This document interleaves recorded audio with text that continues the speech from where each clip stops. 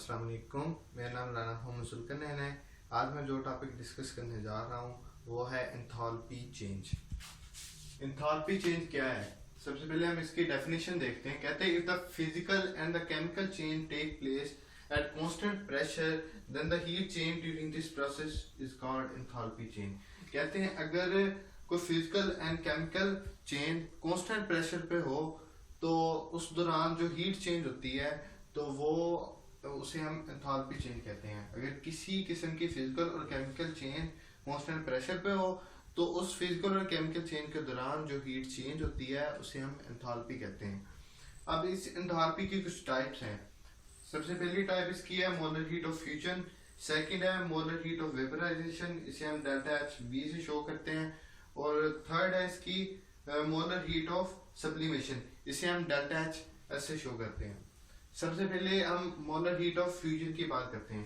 कहते हैं the amount of heat the amount of energy absorbed when 1 mole of solid melt into liquid at its melting point. Fusion का मतलब होता है कि किसी भी सॉलिड का मेल्ट होकर लिक्विड में चेंज हो जाना, उसे हम फ्यूजन कहते हैं। लेकिन मोलर हीट ऑफ फ्यूजन क्या होती है कि ये वो अमाउंट ऑफ एनर्जी है जब 1 मोल ऑफ सॉलिड जो है वो लिक्विड पे चेंज होता है अपने मेल्टिंग पॉइंट पे, तो उसे हम कहते हैं मोलर हीट ऑफ फ्यूजन। यानी कि ये वो एनर्जी है जब 1 मोल ऑफ सॉलिड है जो लिक्विड पे चेंज होता है अपने मेल्टिंग पॉइंट पे। अब हम बात करते हैं डेल्टा एच वी, यानी कि मोलर हीट ऑफ वेपराइजेशन। कहते हैं कि ये the amount of energy absorbed when 1 mole of the liquid change into vapour eight boiling point. कहते हैं ये वो अमाउंट ऑफ एनर्जी है कि जब 1 मोल ऑफ लिक्विड जो है वो वेपर्स में चेंज होता है एट इट्स बॉइलिंग पॉइंट। अब हम बात करते हैं delta H S. Delta H S sublimation. Sublimation क्या होती है? सब्लिमेशन होता है किसी भी सॉलिड का डायरेक्टली वेपर्स में चेंज हो जाना।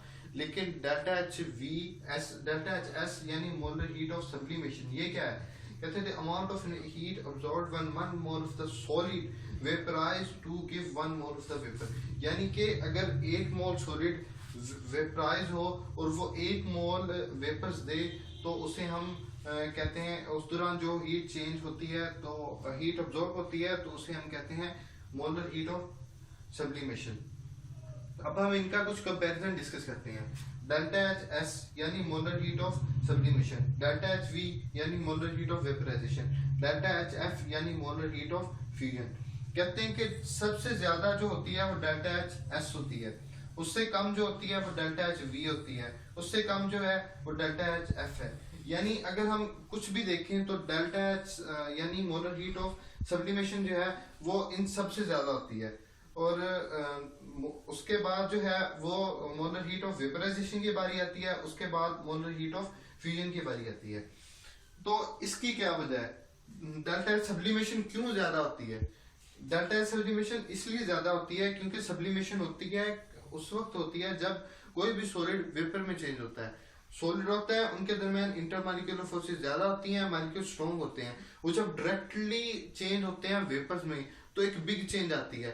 सॉलिड में मॉलिक्यूल ऐसे जुड़े होते हैं जबकि वेपर स्टेट या गैसीय स्टेट में मॉलिक्यूल ऐसे अपार्ट होते हैं। जब इतनी चेंज आती है कि मॉलिक्यूल इतना क्लोज होकर इतना दूर जाता है, यानी एक बिग चेंज होती है इंटरमॉलिक्यूलर फोर्सेस में, इसलिए डेल्टा एच सब्लिमेशन बहुत ज्यादा होती है। क्योंकि जब मॉलिक्यूल सॉलिड से डायरेक्टली वेपर में चेंज होता है तो ये बिग चेंज होती है, इंटरमॉलिक्यूलर फोर्सेस में बिग चेंज होती है, इस वजह से डेल्टा एच सब्लिमेशन ज्यादा होता है। अब बात है delta H of vaporisation. Delta H of vaporisation क्यों ज्यादा होता है? जब लिक्विड में भी मॉलिक्यूल इतने दूर नहीं होते, क्लोज होते हैं। जब लिक्विड भी डायरेक्ट वेपर में चेंज होता है तो इस दौरान भी इंटरमॉलिक्यूलर फोर्सेस का बिग चेंज आता है, जिसकी वजह से डेल्टा एच वेपराइजेशन जो है ये भी ज्यादा होती है। क्यों जहां भी इंटरमॉलिक्यूलर फोर्सेस का बिग डिफरेंस है तो वो हमेशा ज्यादा ही होती है। अब हम बात करते हैं डेल्टा एच एफ की। Delta H fusion. फ्यूजन क्या होती है? जब मॉलिक्यूल जो है वो सॉलिड से लिक्विड में चेंज होता है। सॉलिड में मॉलिक्यूल तकरीबन आपस में जुड़े होते हैं और लिक्विड में थोड़ा सा फर्क होता है सॉलिड से, यानी थोड़ा ज्यादा अपार्ट होते हैं। सॉलिड में मॉलिक्यूल क्लोजली होते हैं, लिक्विड में थोड़ा कम क्लोजली होते हैं, यानी थोड़ा डिस्टेंस पे होते हैं। यानी कि ये इतनी चेंज नहीं होती डेल्टा एच फ्यूजन में। चेंज होती है इंटरमॉलिक्यूलर फोर्सेस, लेकिन इतनी ज्यादा नहीं होती as compare to sublimation and vaporisation. इसलिए जो हीट अब्जॉर्ब होती है सब्लिमेशन में वो हमेशा ज्यादा होती है, जो हीट अब्जॉर्ब होती है वेपराइजेशन में वो उससे कम होती है, जो हीट होती है फ्यूजन में वो सबसे कम होती है। सब्लिमेशन में हम देख लेते हैं कि आयोडीन की एग्जांपल, आयोडीन में होती है लंडन फोर्सेस।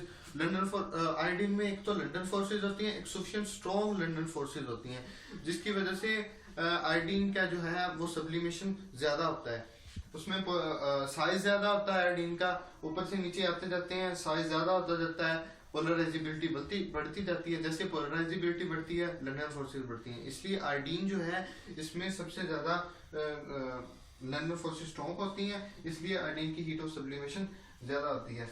तो ये थे इसके कुछ पॉइंट्स।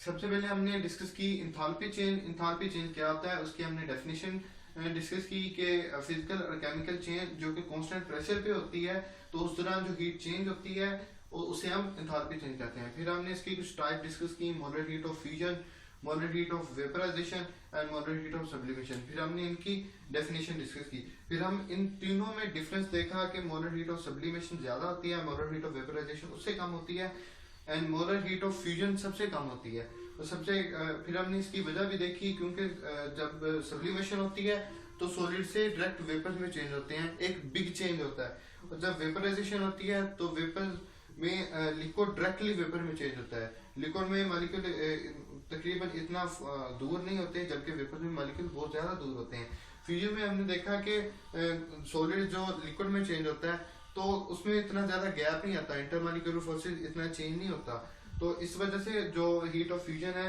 वो सबसे कम है।